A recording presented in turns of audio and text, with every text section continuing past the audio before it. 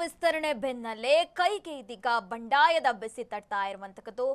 ಮಂತ್ರಿಗಿರಿ ವಂಚಿತರ ಬಂಡಾಯಕ್ಕೆ ಕೈ ಗಡಗಡ ಆಗಿದೆ.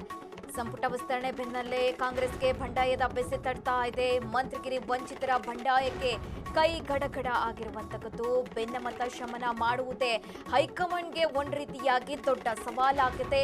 ಶಾಸಕರ ಬೆನ್ನಮತಕ್ಕೆ ಕೈ ನಾಯಕರು ಇಲ್ಲಿ ತತ್ತರಿಸಿ ಹೋಗ್ತಾ ಇದ್ದಾರೆ. ಡಿಕೆ ಬಿಕೆ ಸಿದ್ದು ಖರ್ಗೆ ಮಾತಿಗೂ ಯಾರು ಕೂಡ ಕೇರ್ ಮಾಡ್ತಾ ಇಲ್ಲ. ಶಾಸಕರು ಸುಮ್ಮನಿದ್ರು ಕೂಡ ಬೆಂಬಲಿಗರು ಫುಲ್ ಗರಂ ಆಗಿದ್ದಾರೆ. ಸಂಪುಟ ವಿಸ್ತರಣೆ ಬೆನ್ನಲ್ಲೇ ಇದೀಗ ಕಾಂಗ್ರೆಸ್ಗೆ ಬಂಡಾಯದ ಬೆಸಿ ತಟ್ತಾ ಇರುವಂತದ್ದು. ಮಂತ್ರಿಗಿರಿ ವಂಚಿತರ ಬಂಡಾಯಕ್ಕೆ ಕೈ ಒಂದ್ ರೀತಿ ಗಡಗಡ ಅಂತ ಇರುವಂತದ್ದು. ಭಿನ್ನಮತ ಶಮನ ಮಾಡುವುದೇ ಒಂದ್ ರೀತಿಯಾಗಿ ಈಗ ಹೈಕಮಾಂಡ್ಗೆ ದೊಡ್ಡ ಸವಾಲಾಗಿರುವಂತದ್ದು. ಕರ್ನಾಟಕದಲ್ಲಿ ನಡೆದ ಸಚಿವ ಸಂಪುಟ ವಿಸ್ತರಣೆಯ ಆಡಳಿತಾರೂಢ ಕಾಂಗ್ರೆಸ್ ಪಕ್ಷದೊಳಗೆ ತೀವ್ರ ರಾಜಕೀಯ ಅಸಮಾಧಾನ ಹಾಗೆ ಬಂಡಾಯಕ್ಕೆ ಕಾರಣ ಆಗಿರುವಂತದ್ದು. ನಿರೀಕ್ಷೆಯಂತೆ ಸಚಿವ ಸ್ಥಾನ ಸಿಗದ ಹಿನ್ನೆಲೆಯಲ್ಲಿ ಹಿರಿಯ ಶಾಸಕರು ಆಕಾಂಕ್ಷಿಗಳು ಬಹಿರಂಗವಾಗಿ ಅಸಮಾಧಾನ ಹೊರಹಾಕ್ತಾ ಇದ್ದಾರೆ.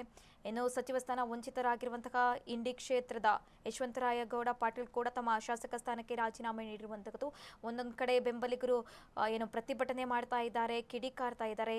ಪಕ್ಷದ ಬಗ್ಗೆ ಇದೀಗ ಬೇಸರ ವ್ಯಕ್ತಪಡಿಸ್ತಾ ಇರುವಂತದ್ದು. ಹಾಗೆ ಹೈಕಮಾಂಡ್ ಬಗ್ಗೆ ಬಹಿರಂಗವಾಗಿಯೇ ಹಿರಿಯ ಶಾಸಕರು ಅಸಮಾಧಾನ ವ್ಯಕ್ತಪಡಿಸ್ತಾ ಇದ್ದಾರೆ. ಕಾಂಗ್ರೆಸ್ ಪಕ್ಷದ ಕಾರ್ಯಕ್ರಮವೊಂದರಲ್ಲಿ ಆಂತರಿಕ ಕಲಹ ಸ್ಫೋಟಗೊಂಡಿದ್ದು ಕೆಪಿಸಿಸಿ ಅಧ್ಯಕ್ಷರ ಸಮ್ಮುಖದಲ್ಲೇ ಭಾರೀ ಪ್ರತಿಭಟನೆ ನಡೆದಿದೆ. ಕೆಪಿಸಿಸಿ ಅಧ್ಯಕ್ಷರ ಮುಂಭಾಗದಲ್ಲೇ ಹೋರಾಟ ನಡೆದಿರುವಂತದ್ದು. ಶಾಸಕ ಎಂ ಕೃಷ್ಣಪ್ಪ ಬೆಂಬಲಿಗರಿಂದ ಮನವಿ ಮಾಡಲಾಗಿದೆ. ಕಾರ್ಯಕ್ರಮಕ್ಕೆ ಆಗಮಿಸುತ್ತಿದ್ದಂತೆ ಪ್ರತಿಭಟನೆ ಆಗಿರುವಂತದ್ದು. ಇಲ್ಲಿ